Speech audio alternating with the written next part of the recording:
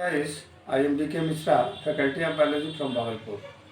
Today we are going to discuss about the origin of mitochondria. Origin of mitochondria.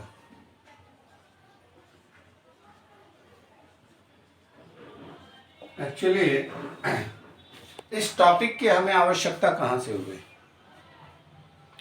तो ये topic discuss में इसलिए आया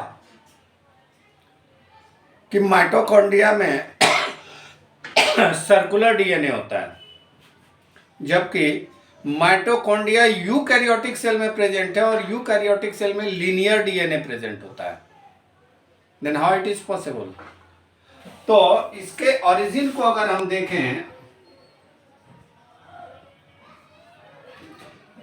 तो पेनी ने जो कुछ भी इसके ओरिजिन के संबंध में कहा उसको कंफर्म किया,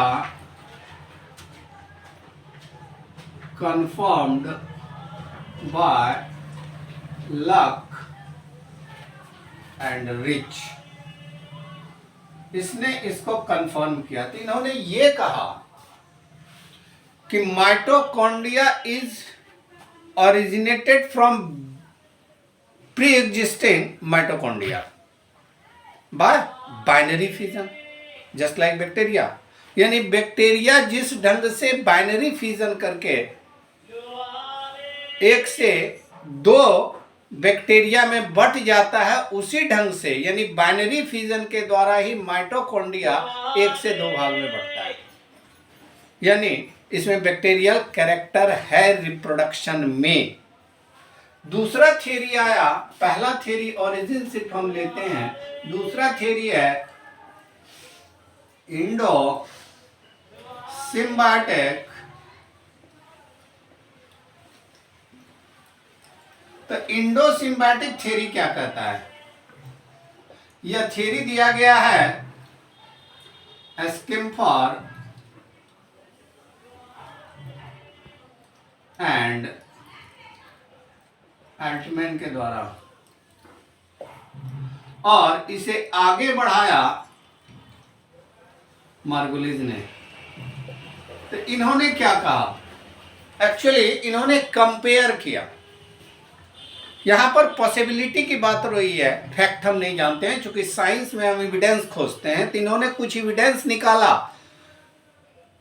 कि माइटोकॉन्ड्रिया में प्रोकैरियोटिक कैरेक्टर है, चूंकि प्रोकैरियोटिक सेल में ही सर्कुलर डीएनए होता है, जबकि यूकैरियोटिक सेल में यानी लीनियर डीएनए प्रेजेंट होता है। तो सर्कुलर डीएनए अगर माइटोकॉन्ड्रिया में है तो यह क्यों है? तो इन्होंने यह कहा कि एक्चुअली यह माइटोकॉन्ड्रिया एक सिम्बियंट की तरह यूकैरियोटिक सेल में आया और यह परमानेंटली यहीं रह गया। तो इसका एविडेंस इन्होंने क्या दिया? इसका फर्स्ट एविडेंस इन्होंने दिया आउटर मेम्ब्रेन।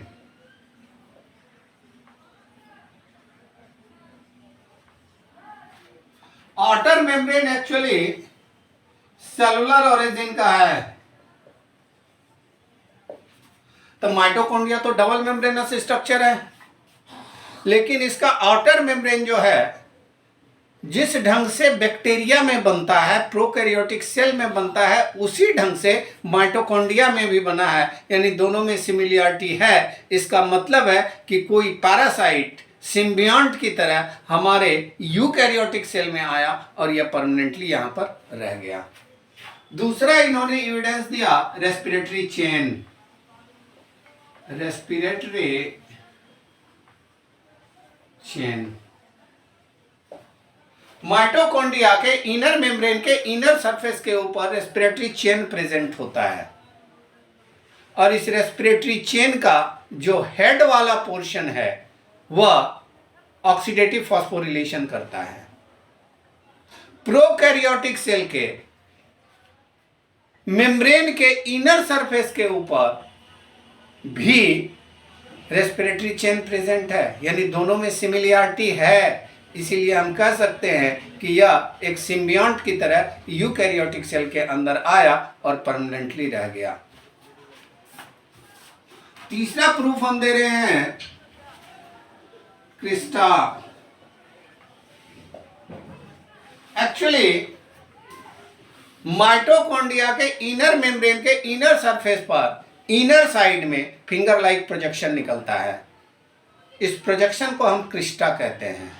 अगर हम प्रोकैरियोटिक सेल को देखें तो उसके भी प्लाज्मा मेम्ब्रेन के से फिंगर लाइक प्रोजेक्शन साइटोप्लाज्म की तरफ निकलता है, जिसे हम मीजोजोम कहते हैं। यानी मीजोजोम और क्रिस्टा लगभग एक ही ओरिजिन का है और मीजोजोम के ऊपर भी रेस्पिरेटरी चेन प्रेजेंट होता है। इसका मतलब है कि यह एक प्रोकैरियोटिक सेल ही है। अगर हम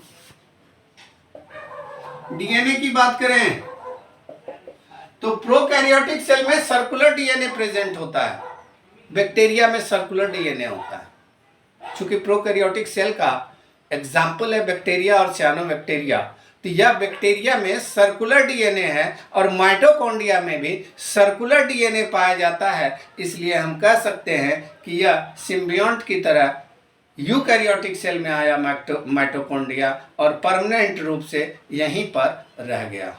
ओके, थैंक्स।